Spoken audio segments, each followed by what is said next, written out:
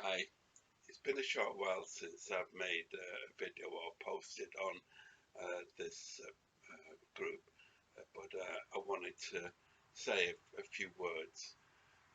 First, it's been almost a year since I came out of hospital and then rehab, which was in April of last year, and at that point I could hardly walk, and I was sleeping a lot. My brain was never entirely focused, and now it's come to a point where even though I did go back to my day job half time,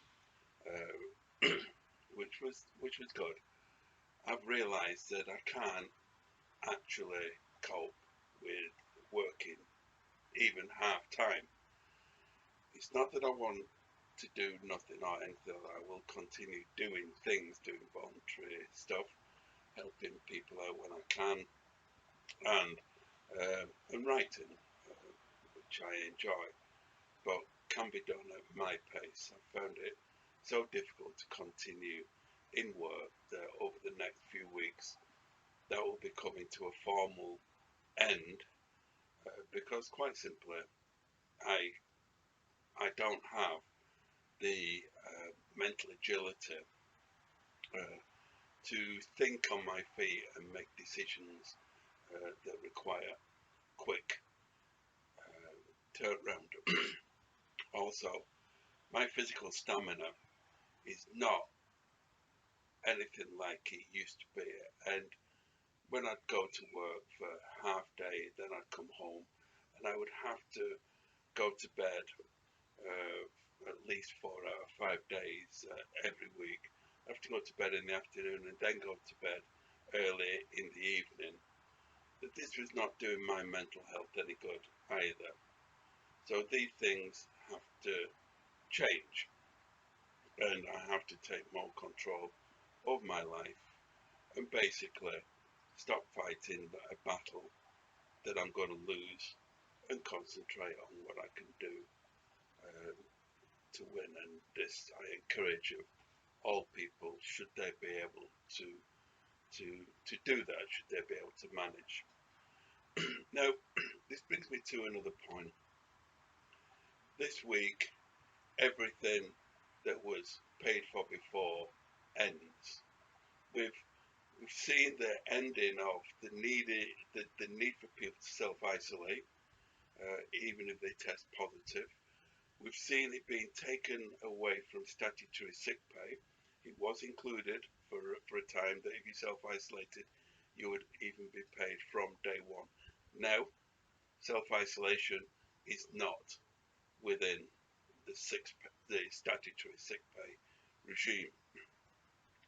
As of the end of this week, you will not be able to get free testing. You will not be able to get free lateral flow kits. They will then be purchased from uh, organisations like Boots and I think one or two others. And the prices that I've seen, or proposed prices that I've seen, vary quite substantially, but nonetheless, prices. At the same time, this week, figures are out that show that poor people are 4 times more likely to have suffered from COVID. There are issues emerging about long-term disabilities caused by COVID, and effectively what I described as led to my decision to stop working in a day job, in my normal job. That to stop doing that is because I am now disabled in such a way that I can't do that without it impacting adversely on my life, on my personal life. So I suffer a consequential loss of income as a direct result of having contracted COVID. Luckily, although I will suffer financially, I will not be destitute as a result of this. But others would be. And I want to keep it on our agenda that people will suffer in all sorts of ways as a result of COVID. It isn't going away. It's continuing to produce new variants.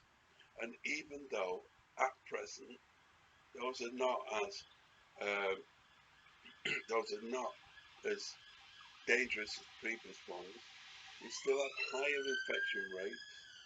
We still we still have situations where people are made ill, and even if they're only ill for a couple of weeks, I know from talking to many people that the impact is more than that, is longer than that. For those of us that have suffered seriously and their families that have suffered as a consequence of us suffering with what they've had to go through, for all of those, it doesn't just get better overnight. It isn't just dismissible by someone saying that, great, the vaccine is working. Well, fantastic. I'm glad about the vaccine. I'm glad that we're experiencing more freedoms than we have before. But at the same time, it's not gone away.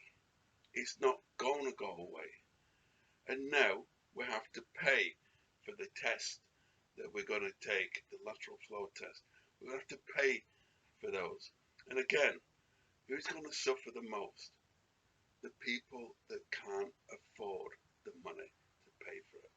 The people who are perhaps on universal credit. And remember, something like 40% of those on universal credit are working as well. They're working and they're on universal credit. And those people are also going to have to find that £11, £19, whatever the hell they're going to charge us for those tests. They're going to have to find that money. To me, this is an absolute outrage. And I feel it. I feel it here. And I just felt the need to say that this should be opposed wherever we can. Whatever we can do, whatever we can say to keep this on the agenda. And also, let's keep wearing our masks as much as possible. And I've seen that over the past few weeks, going into places like supermarkets, virtually no one anymore is wearing masks. Doesn't make sense to me. But there you go. That's the situation so far. I just felt I needed to say a few words on this near anniversary of a year of coming out of hospital and still feeling the physical consequences and the financial consequences of COVID. Thanks for watching.